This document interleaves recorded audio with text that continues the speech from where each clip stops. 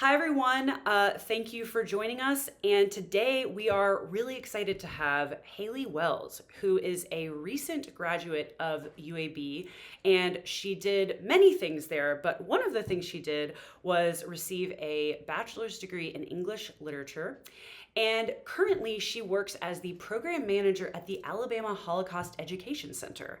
And she is going to share with us a little bit about how her time at UAB influenced and affected the work she does today.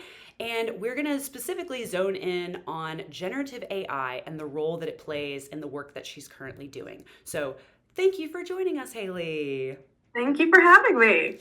Okay, so let's start with you telling us a little bit about your time at UAB. So what was your major slash majors? Because I know there was a little bit something going on there. And then what was your major research focus or your research foci within those majors? Yeah, so I was an English major with a concentration in literature, but I also did a history major.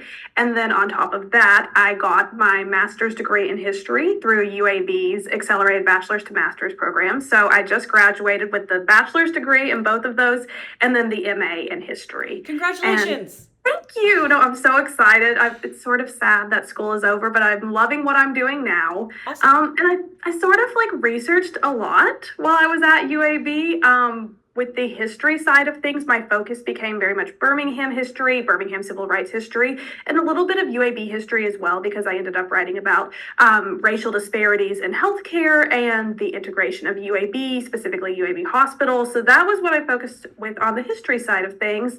And then on the literature side of things, I did medieval literature for quite a while until unfortunately Dr. Clements went on sabbatical. And then it sort of broadened out to focusing on race and gender in literature more specifically. And that was sort of the thing that the theme that brought together everything I was reading and writing about. Right. So the bridge between your historical research and then more literary Right. research, kind of Yeah. seeing the themes from history pop up in literature and then untangling and understanding that.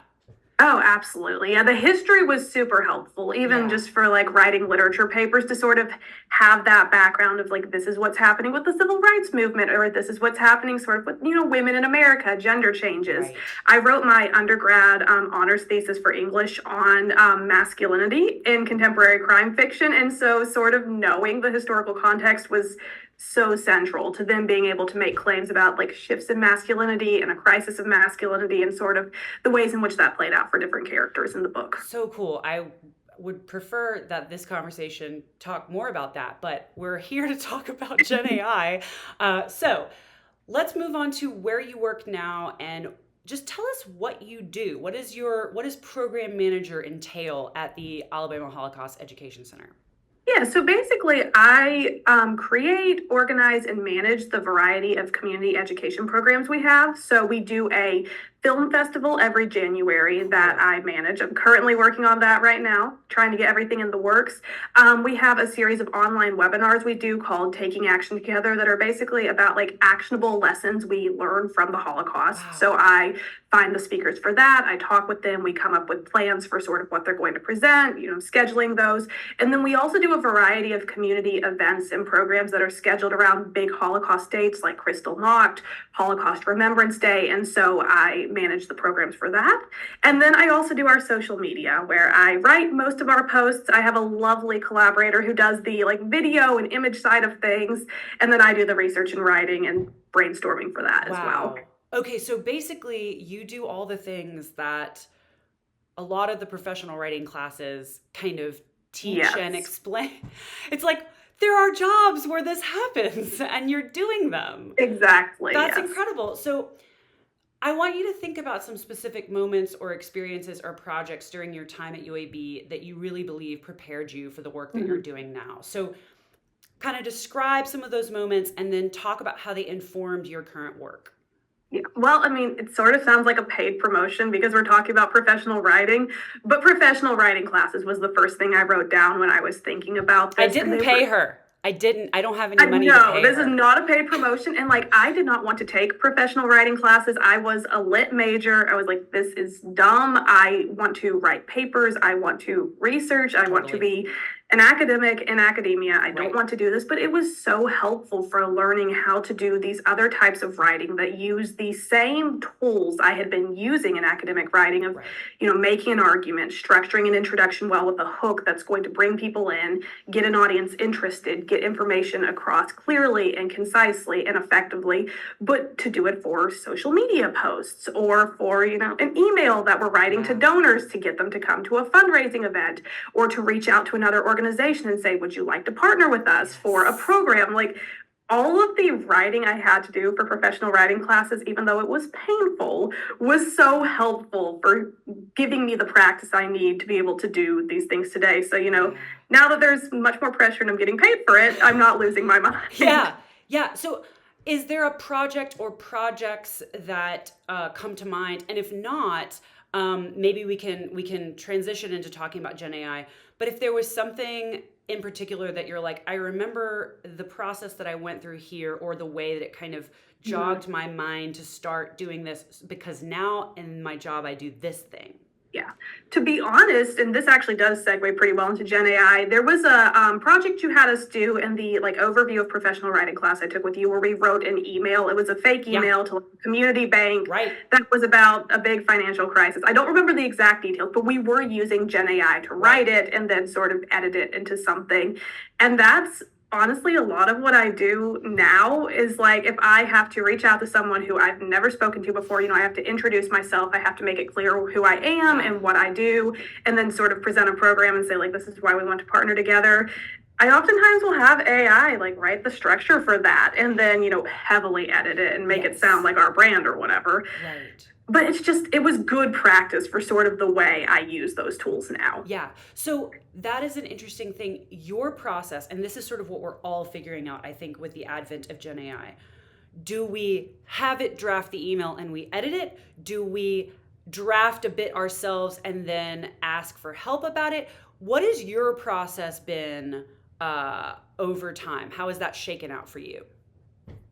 So it's definitely, I mean, sort of depends on what I'm using AI for because some days I come in and I'm, super well rested and my brain works perfectly and I'm able to just sit down and in a few minutes type out an email or a social media post and Right. it's all my words, I'll send it off to my boss or Yeah. I'll send it to the person I work with and we'll check it for grammatical errors or whatever, get a Right. couple eyes on it. But I don't really use AI. But then sometimes, it's the end of the day and Yeah. my brain doesn't work at all anymore and I just need something to like jumpstart what the Yes. structure is going to look like, what sort of the flow should look like, what some of the wording might look like. And that's when I will, use AI and say, just write me a professional email. And I'm very much like, wording is not so much the problem for me as Yeah. the structure of a lot of these things because I'm Yeah. still coming from an academic background where I know how like a thesis should be structured. Sure. I know how a paper should be structured. And I knew how to like email professors, but Right. it's a lot more high stakes when you're emailing, a donor or like trying to Totally. build a partnership. So I will essentially use it to give me not even so much of a draft, more of an idea for what it should look like. Because I'm Yeah. very like, if I have a good model, I can copy it and make it my own. And so I'll ask it essentially for a model of like, Yes. what should a social media post look like? What should an email look like? What should a Right. report look like?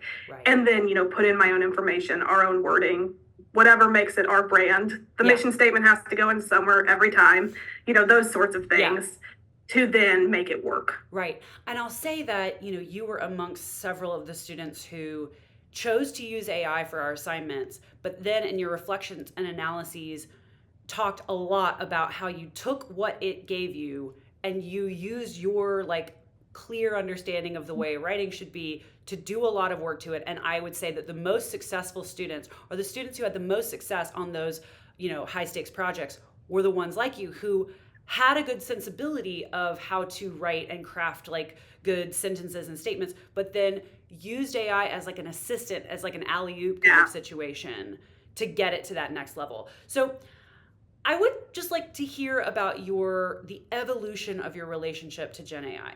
So, you didn't always use it, and I do wonder how you feel about maybe the ethical nature of this tool. Yeah.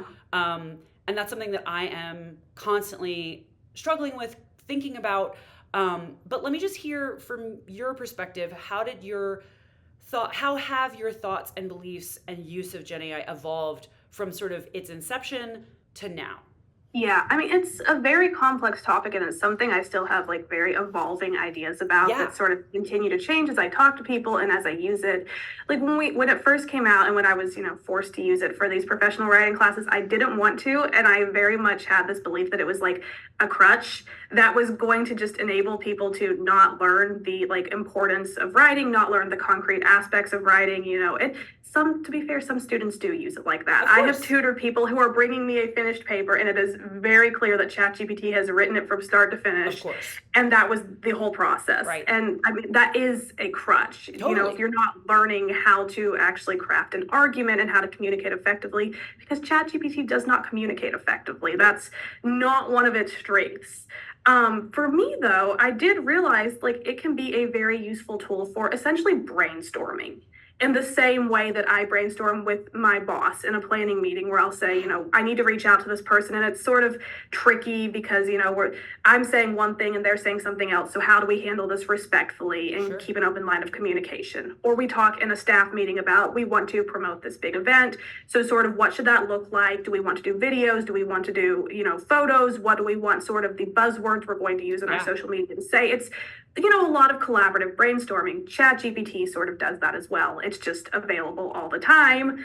I can use it whenever, Yeah. to ask, okay, how can you shorten this really long bio about someone? Yes. Because I have to write 2 paragraphs for a social media thing.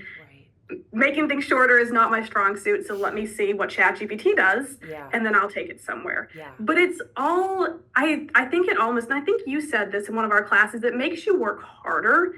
It's not going to make the process easier per se. Now It it's might go definitely faster, but you're okay. using your brain in different and more complex ways. Right. Right. So you're, Well, because yeah, go ahead. even with like a process that seems like it would make it quicker and easier, like take this really long bio and cut it down, ChatGPT is not great at summarizing information in a way that's clear and effective. I've noticed it will take like 3 sentences that are not related to each other in terms of event, and it'll make it one sentence. And then suddenly that sentence seems like these 3 unrelated events all relate to each other and Right. caused each other. Right. It cuts words, but it doesn't necessarily think about the way we need to revise and cut things to actually be Yes. clear, keep the meaning, Yeah. keep the tone, keep the main points.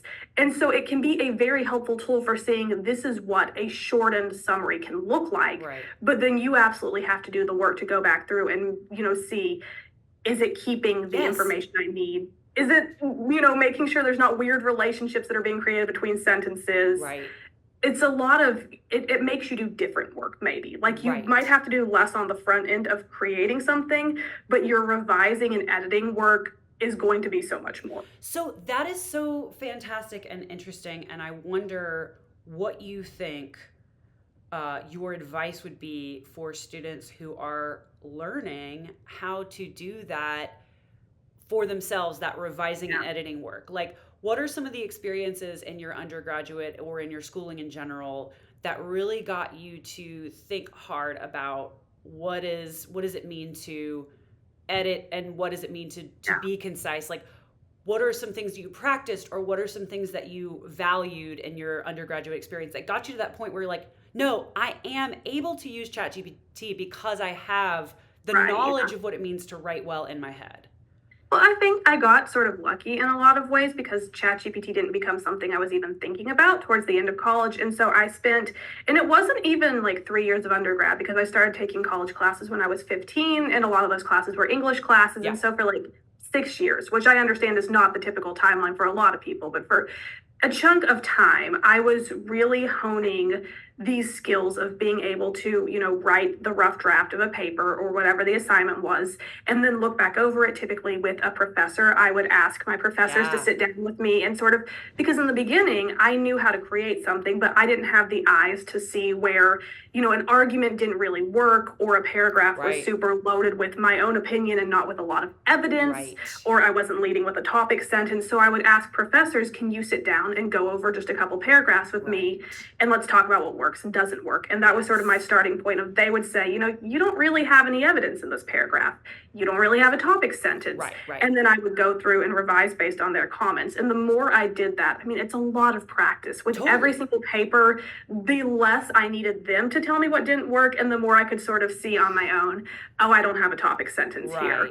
And this was actually, funny story, something I noticed when I wrote a paper for your class on Dr. Montgomery, is we went over it together and you had some great comments about like, here's how to make things more concise, you need a topic sentence. But there was one paragraph that I went back over that you hadn't said anything about at all. And I was revising for a conference and I realized I had 3 different arguments in one paragraph. Yeah. And it was all, doing different things. It's why it didn't work, because I was really trying to make 3 different points about this guy in this one chunk of space. So you learn to develop those eyes for your own work as to, what works and what doesn't. The more you work with other people and you get their eyes and you continue to practice.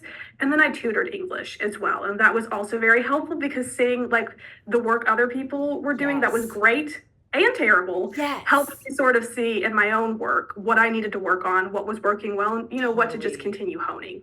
I love that. And what I think we can pull out for folks who are watching or, participating is that, to use the tool of GenAI most effectively, you really need to have basically not relied on it or used it for your educational experience. Like, it really does feel like a professional tool that you should have an understanding of what it does, but that it makes most sense to exploit, and that's a bad verb, but to make use of, leverage, for example, once you are in a space where you are making money for your craft, essentially. And that you are on the hook to a real set of stakeholders, and there is a volume of work that is coming your way that needs to be professional and polished. And it sounds like what you did was you had no choice because ChatGPT didn't exist, but you took advantage of the full opportunity to really like hone that skill so that then you could be a responsible user of the tool on the later end. Yeah, that was very much what my process was. It was, really honing these very strong skills of knowing what an argument looks like and how to craft one, knowing how to use evidence effectively, knowing how to build paragraphs, the importance even of grammar and sentence structure, because that is one of the really weird things about ChatGPT even now, is just the very inhuman cadence of the sentence structure. And so if you don't understand good grammar and also effective sentence structure, it's going to be hard to use ChatGPT, because a lot of people have this idea that the big words make ChatGPT smarter, which is just a terrible misconception in academia, period. Big words never have made anybody or anything smarter. Effective communication is what's smart, and ChatGPT isn't super effective. So if you don't know how to edit and revise, then you're not going to know how to use it effectively. Totally. Or if you do not know how to say to ChatGPT, I see this draft that you have, but please make the verbs more active. Please, make the sentences shorter and take out the jargon. You could even use it in that way of prompting it to a better, but you have to have the sensibility to be able to ask it to do that. And even then, the process really isn't over, because there have been a few times when I've said, this wording is just really clunky. So say the same stuff, but make the wording less clunky, or, whatever. ChatGPT, even then, really just loves those big thesaurus words. And so then, you need that sensibility of being able to say, is this an action verb? But is it an effective action verb? Or is it just a huge word that nobody knows that's going to confuse everybody? Yeah. Exactly. And I really love this one time in professional writing, and I love it most whenever we're in person and we're looking at those exercises. I don't know if it's from Glaser or what, but there are so many different ways you can revise a sentence for so many different tones, so many different effects. And basically we all come together in one class, and human brains come up with 7 different ways that are equally effective, but that have slightly different flavors, if you will. So it's as if we must have that. And so we really need to preserve that before we're really able to use this, this tool. I mean, I think you absolutely need to preserve that. That was one of my favorite parts of the like in-person professional writing classes. And one of the things that I think made me so much of a better writer was us sort of like workshopping all the different ways because it makes you so aware of like even if words are quote unquote synonyms, they have like sort of a different flavor, a different Totally. connotation. So it's not just let's pick a nice synonym for this thing because it sounds cool, but like word choice actually matters. Totally. Pick the word that is most accurate and effective, not just the one that sounds Right. coolest, to make your writing or communication, whatever you're doing, the best it can be. Totally. And sounds most effective also has a connection to the audience. So it's like if I'm Yes. talking to a wealthy donor, they're going to want to have a certain aura of language or a kind of, they need me to take on a certain tone or a certain Yeah. relationship to them. And that is very nuanced and it matters. If you have Yes. a millisecond of their time on their email or on a social media post, Right. those things are very crucial. Oh yeah. Well, to finish up, what kind of advice? I mean, a lot of advice we could sort of has been implied here, but if you had to kind of sum up some advice for English majors who are preparing for work outside of the university, Mhm. what should people be investing their time and energy in? Because I know that a lot of people are building resumes by being in a million Mhm. clubs. A lot of people are doing feeling like they need to get publications, and I mean all of those things are great. But from your perspective, what do you think our majors should be doing to prepare for the workforce? To be honest, I mean, clubs are great. Networking is so important. And I wish I'd done a little bit more of that because I realized when I was interviewing here, like how useful it was the people I knew because they also knew those people. And that was a huge connection.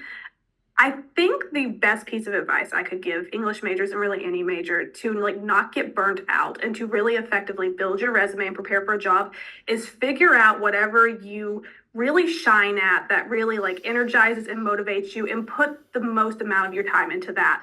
I'm just not a person who likes clubs. Yeah, I never really have. So many people told me get connected, join clubs. I didn't want to do it. I thought they were time consuming and kind of pointless. And they work for a lot of people. right, Like if clubs work for you, do that. right, For right, me, I was so energized and so passionate about the research aspect of things and writing. And so I funneled my time into really building strong relationships with professors who mentored me in that right, research and helped me build those skills.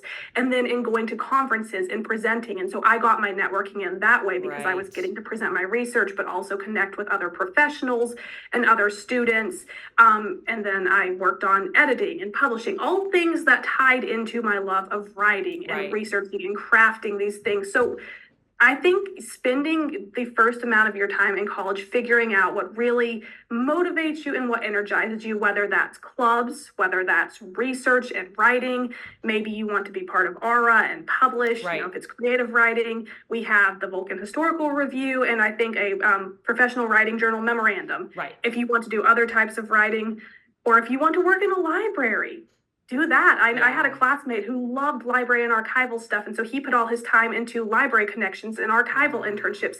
You can't do everything. Right. You will burn yourself out if you try. Right. And it will feel, I think, like it'll be eclectic, but you're not going to have a focus if you try to do clubs and publishing and library Right. and get straight A's and Right. everything else. It just looks like you're all over the place. Right. And then you're going to be so tired by the time you graduate. So really honing in on the like one or two things that you love is going to get you so much farther and build a network of people who can help you get jobs. Nice. Yeah.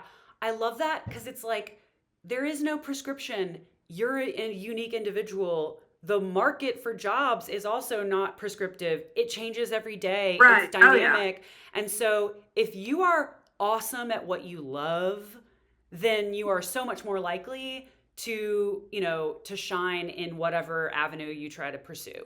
So Yeah, if and that it showed up in job interviews because in the job interviews, you apply for like as much as you can because you're not sure what you can get. yeah, And the job interviews for things I didn't really care as much about, it was a lot harder to bring that energy. right, And then in the job interviews for this job, I was able to talk about all these things that I loved doing that right, they were interested in and that I was excited about right. because I'd put the time into not everything, but in Yes. the things I knew really motivated me and I was very passionate about and I knew I wanted to pursue in whatever way I could in a job.